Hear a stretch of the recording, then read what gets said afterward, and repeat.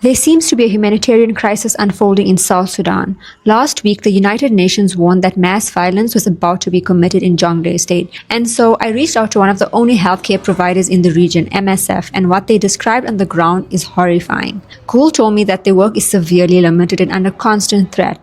And so they are trying to help people who've been forced to flee their homes while bombs are falling near hospitals as government and opposition forces fight each other. It is really painful to see for us what we are witnessing on ground, how much people are affected at this stage. Now, very limited essential life-saving services that could be available on the ground, but we cannot send people out, and we can save lives if we are allowed to access this area. For MSF, we are working in Jonglei State at this time where the conflict is really rising since December.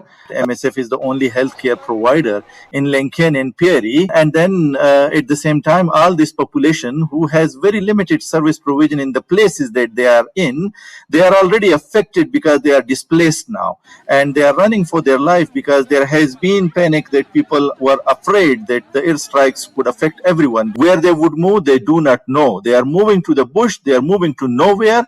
This doesn't allow the healthcare providers to run facilities when bombs are thrown on a distance of 100 or 200 meters from the facility. So, of course, this is a humanitarian catastrophe that we can call it, because for the last 1 month, that no humanitarian flights are permitted to go to these areas where the fighting is happening. We have pulled out our teams, and now we are working with very limited capacities in our facilities there. And over the days passing, we are running out of essential medical supplies.